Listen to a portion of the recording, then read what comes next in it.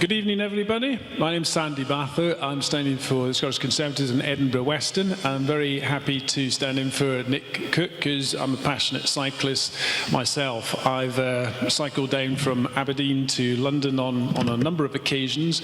I have to admit, not in recent times. I have moved on a bit in terms of ages, but I passionately support cycling issues. And I think what's been interesting in the past few years is how much that has got recognised by a wider section of society. So what would we do as a party, and what would be my personal approach in many of these matters?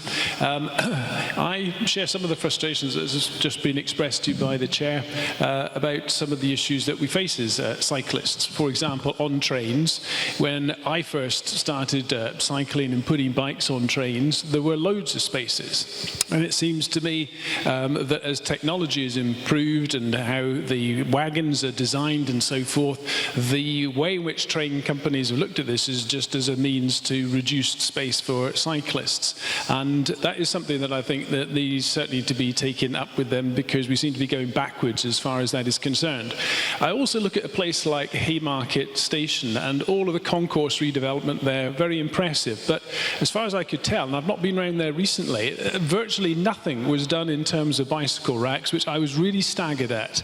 And I thought with a good focus in terms of cycling, then that could have been done differently, and indeed could still be done differently, because the total number of spaces seem to me to be pretty much unchanged, and they're certainly unsheltered. So maybe we all need to go and look at Linlithgow to see how things could be done.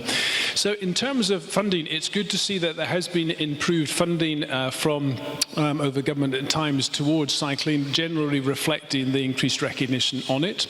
I'm very much in favour of that.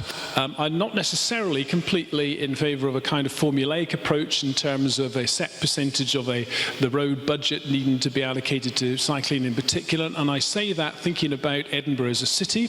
It seems to me absolutely clear, and other cities are not much different, that much needs to be spent on roads in terms of potholes. And if you're a cyclist, one of the biggest risks you face at the minute is potholes. And there's much that could be done, and there's much that isn't being done to fix roads. And I'm not necessarily in favour of a complete formulaic approach which says a set percentage has to be allocated from the overall transport budget to be just made on cycling. If we get the state of roads improved, that benefits cyclists. And Edinburgh at the minute is a risky city to be cycling around in. So other things I'd just like to mention, love him or hate him, a figure like Boris Johnson is nonetheless quite a good representative to show what municipal politics can do in terms of raising the profile of cycling. And he does it with a kind of jokey style, but what it's certainly done is got more people cycling around about the capital city down there.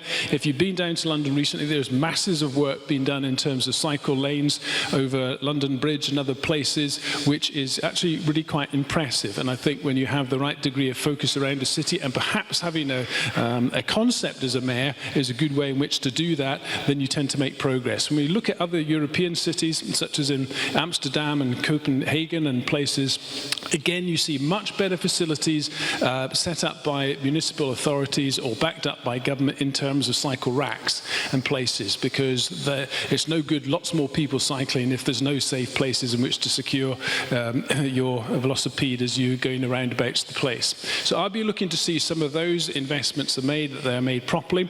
As a pro-cycling person, I got a clear kind of view on the sorts of things that I think will help make an improvement, and that would be the contribution that I would make if I was elected as an MSP. And one further personal point. At the moment, I work in Glasgow.